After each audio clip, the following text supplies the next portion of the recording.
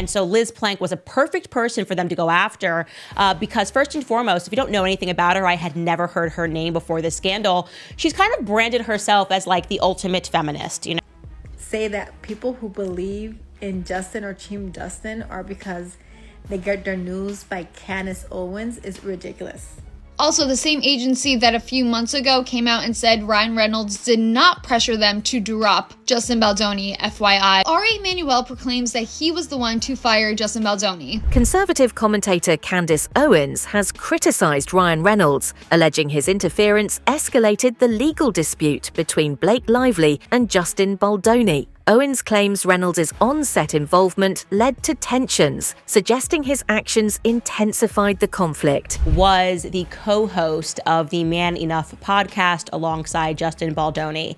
And then, as soon as Blake Lively filed her complaint, Liz Plank was out, instantly said she quit, a show of support and solidarity with Blake after everything dropped. And people began looking into it.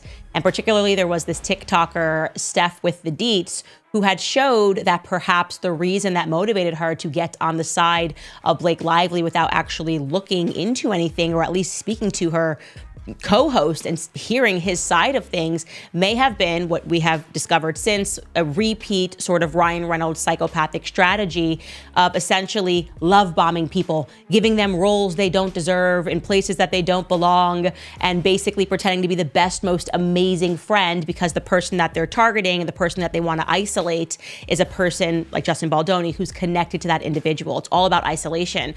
And so Liz Plank was a perfect person for them to go after because first and foremost, if you don't know anything about her, I had never heard her name before this scandal. She's kind of branded herself as like the ultimate feminist. You know, she is also Canadian and everything that she does, like I think she majored in women's studies at McGill University, and she's very carefully done work as a big supporter of gender equality, right? So if you're thinking that you're going to go down this route as Blake Lively did. In the wake of the allegations against Justin Baldoni, journalist and author Liz Plank announced her departure from the Man Enough podcast, which she co-hosted alongside Baldoni and Jamey Heath. One of Justin Baldoni's podcast co-hosts, Liz Plank, has announced her exit from the show amid the allegations against Justin. Justin, Liz, and Jamey Heath are the co-hosts for the Man Enough podcast, and in a new Instagram post, Liz announced that she is leaving the show. She says, "I'm writing to you today to let you know that I have had my representatives inform Wayfarer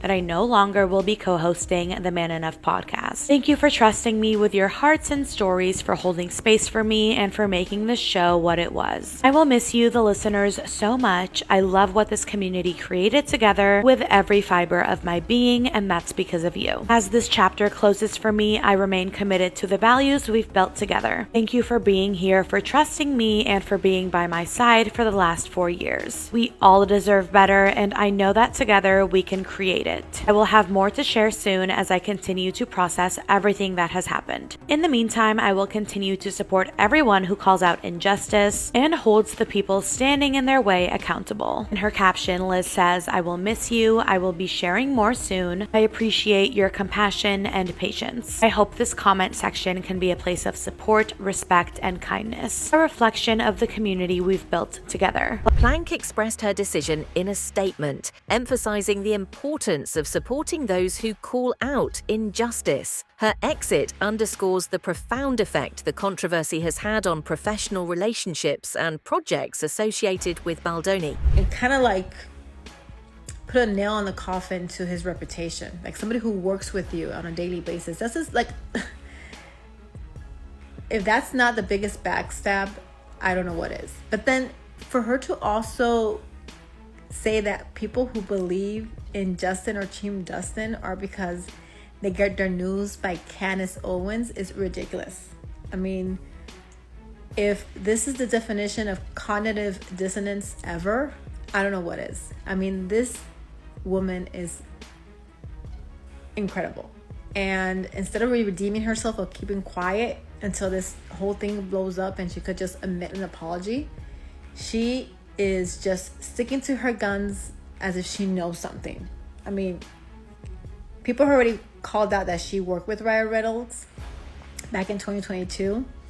And again, the same thing, the glow, people want to be rubbing shoulders with higher power people, and, jumps ship immediately on Justin.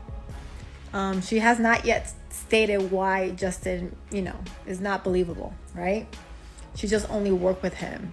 And no, what a fantastic guy he is. Blake Lively faces accusations of unprofessional behavior on the set of A Simple Favor. Assistant director Barbara Szeman alleged that Lively's conduct was so distressing that it led Szeman to resign from her position. These claims have surfaced amid the broader legal disputes, painting a complex picture of the working environment on Lively's projects. Blake Lively was the reason an assistant director quit A Simple Favor.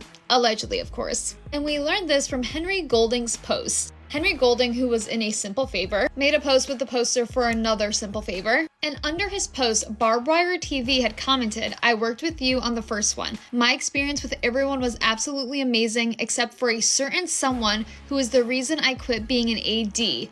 Guess who that person is? Wish you all the best with this though." And Barbed Wire TV went on to say, "I want to avoid attention around this, but I will say she was cruel to many.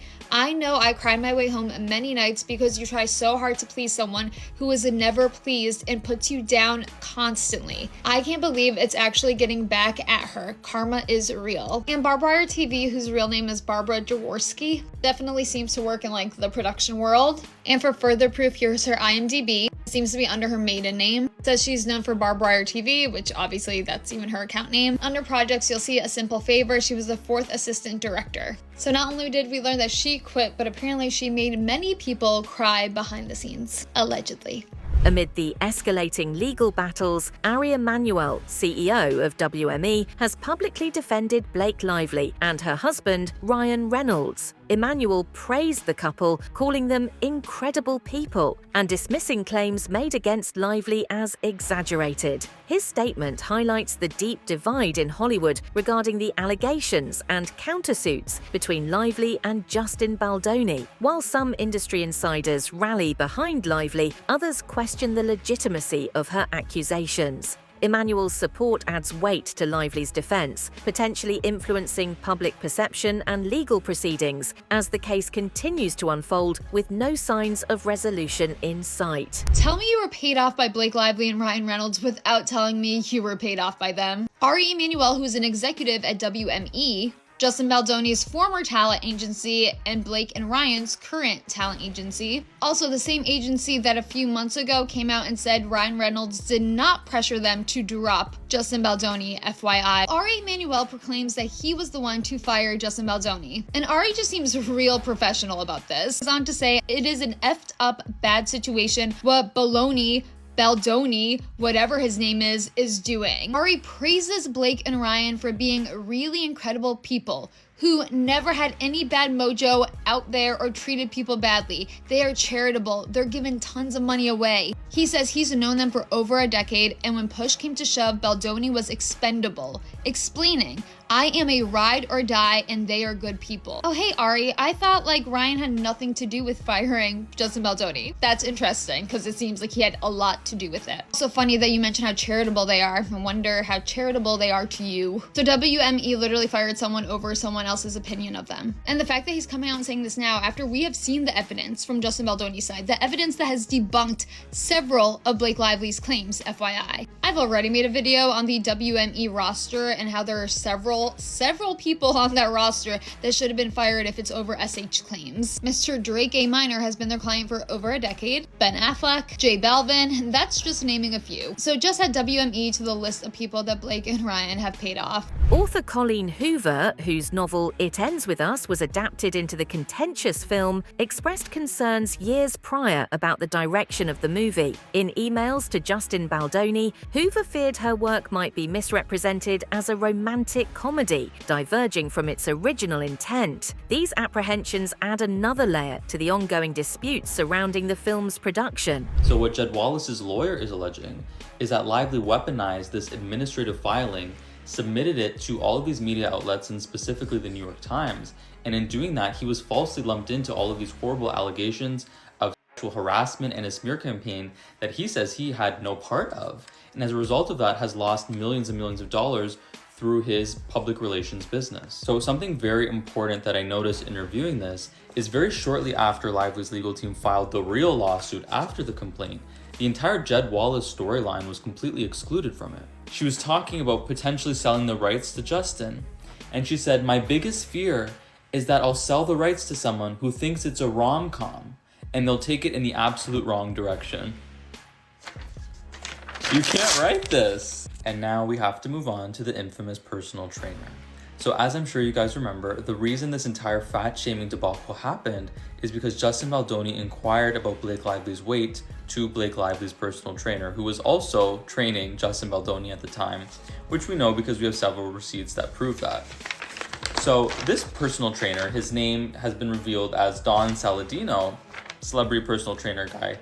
He had a photo up of his wife along with Ryan and Blake Lively, and he edited the caption. Reports have emerged about a personal trainer who allegedly informed Blake Lively that Justin Baldoni commented on her weight. However, sources suggest that Baldoni's remarks were in response to the trainer's inquiries, and Lively's subsequent discomfort may have been based on miscommunication. This incident highlights the sensitivity and complexity of personal discussions within professional settings. So there's two main reasons why I don't trust this personal trainer.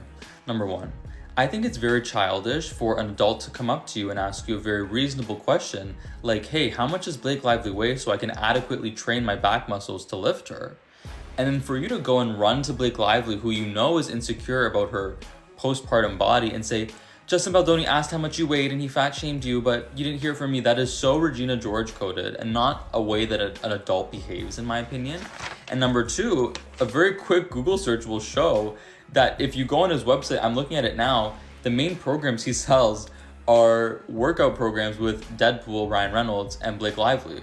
So he's obviously benefiting financially from their friendship. I'll show it to you guys right now. Blake Lively filed a lawsuit against Justin Baldoni, alleging discomfort after he described her outfit as a zixi. While Lively contends that such comments were inappropriate, reports indicate that she has used similar language when discussing others' attire. This discrepancy has led to debates about double standards and professionalism in the workplace. Blake Lively being a hypocrite part, God knows what part we're at. Someone sent this to Brian Friedman for an example of how Blake can use the word sexy when she is talking about wardrobe and clothes, but if anyone else uses it, specifically Justin Baldoni, apparently that is SH. Blake did an interview for A Simple Favor 7 years ago, and here she is talking about her wardrobe. I said, okay, I want her to wear menswear. And so initially the conversations were, okay, she wears menswear as a woman and like no shirt underneath and like how women do it. And we tried it, but I was like, I just think that it really just needs to be menswear.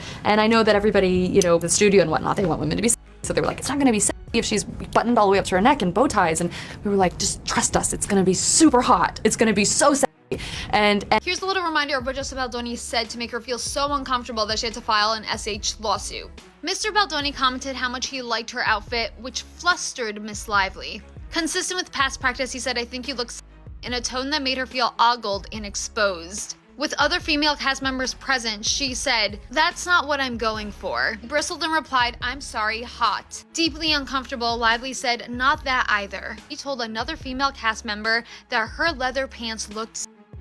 Well, Blake, you love to use that word to also describe wardrobe when it comes to your films, so why is it such a problem when the director does so? She should not be so stunned when a director also uses that word for a character's wardrobe. Just her being a hypocrite. That word is clearly part of her vocabulary, like everyday vocabulary, but when Justin Baldoni says it, it's a problem. That's SH. In the midst of the controversy, actress Jenny Slate has reportedly spoken out in support of Blake Lively. Slate's defense suggests a divide among industry professionals, with some siding with Lively while others question the validity of her claims. This support plays a role in shaping public perception of the ongoing legal battles. I've tried to make jokes that don't land, and I understand this doesn't land. But Jenny Slate, of all people now, if she is the person that they are trying to hold back on Blake Lively's side, and now she's going to be the person that's going to come out and be this person that's silent and will be on Blake Lively's team tomorrow when this last final big bombshell complaint comes out, this amended complaint, which people are saying, and Be Better is maybe saying will be this person that has this detail, and this is just a riff right now, I think we may have just cracked the case that Jenny Slate may not be the best person to use as your star witness or your star, co-plaintiff or whatever the hell you want to call it. I mean, name one couple where the man says, I just love hitting my girlfriend. So fun. Just push. Jed Wallace, owner of a crisis mitigation firm, has filed a defamation lawsuit against Blake Lively. Wallace alleges that Lively falsely accused him of orchestrating an online smear campaign against her, leading to significant reputational damage. This countersuit adds another layer of complexity to the multifaceted legal disputes involving Lively and Baldoni. I promise you, I've been trying to think of other things to talk about, but another day, another filing. And this actually has to do with one of the most interesting aspects of this entire case. Blake Lively is now being sued by Jed Wallace of Street Relations Inc. He has said that she has cost him millions of dollars in reputational harm and is suing her for defamation. Lively's counsel released a statement saying that this is just someone else that's trying to sue her into oblivion for speaking out, and that they are confident that this will get dismissed, which I find that to be really interesting because this is someone that they alleged in her original complaint was really responsible or had a part in allegedly the whole astroturfing, because they alleged that Wallace was responsible for planting negative comments and negative story, which Wallace has maintained that he had no part in any negative PR tactics against Lively. Which it was interesting that her defense basically was like, oh, this is nothing, it'll get dismissed, yada, yada, yada, because in her filings, they said that Wallace was the one who weaponized a digital army. I don't know if that's a direct quote, but basically that it was either real accounts or possibly bot farms. I don't really know. I probably need to read that again. But basically that was orchestrated by Wallace and, other members of Baldoni's team. Which, if I was naming someone who, had taken part in this, alleged astroturfing, I'd be like, yeah, see you in court. Can't wait to find out your method. I don't know. Maybe that's probably not the most professional response, which is also probably why I'm not a lawyer and I'm here on TikTok right now. Blake Lively's legal filings include an incident where she claims a man entered her room while she was breastfeeding without permission. Contradictory reports suggest that Lively had, in fact, granted permission for the individual to enter. This discrepancy raises questions about the accuracy of allegations and the potential for misunderstandings in high-stress environments. Imagine for a second, you invite a man to your trailer, you're breastfeeding. You say, you can come in, but you got to turn around. So he, knock, knock, I'm here. Come on in. Turn around. He locks eyes with you. And the second it takes for him to turn around. And you add that to the lawsuit. Blake Lively.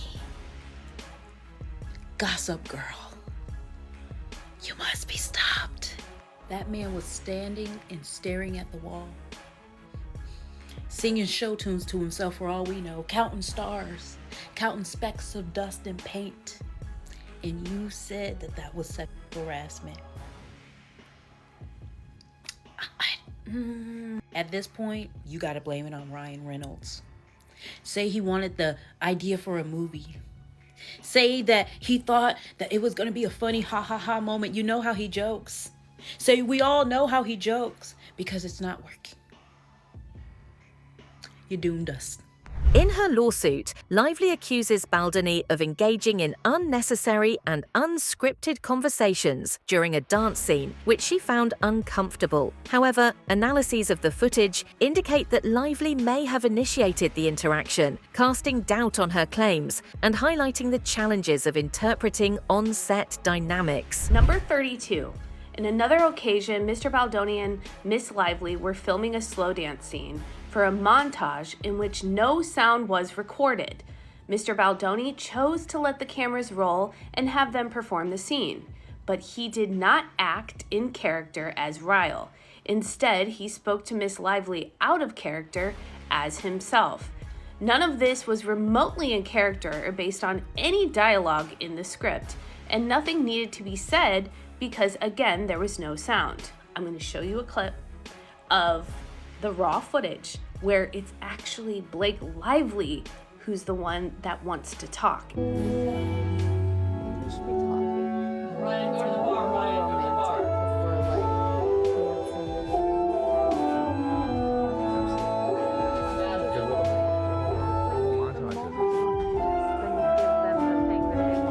She is the one that says, I think we should be talking.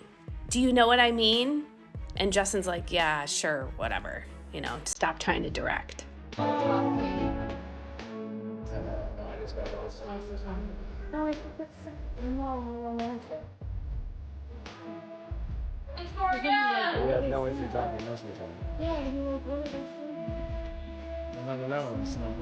Blake Lively alleges that a scripted scene intended to portray a sensitive subject was manipulated by Justin Baldoni to make her uncomfortable. However, evidence suggests that the scene was performed as written, and Lively's discomfort may stem from personal interpretations rather than any misconduct. This situation underscores the complexities actors face when navigating challenging material. The intricate web of allegations, lawsuits, and personal grievances between Blake Lively and Justin Baldoni continues to unfold, affecting not only their personal and professional lives, but also those of their colleagues and collaborators. As the legal proceedings advance, the entertainment industry watches closely, reflecting on the broader implications for workplace conduct, communication, and the handling of disputes in the public eye. Here's the clip that she is mentioning in her complaint.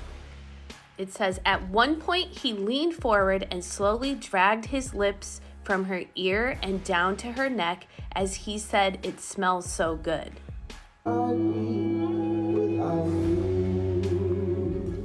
Let's score another. Okay, so this is the part where he kind of goes on her neck, which this is a montage. Again, this is a film. This is a scene of them starting to fall for each other. That's what he's thinking right now, I guarantee you. Meanwhile, she thinks he's hitting on her. That's it for today's video. Stay tuned until next time.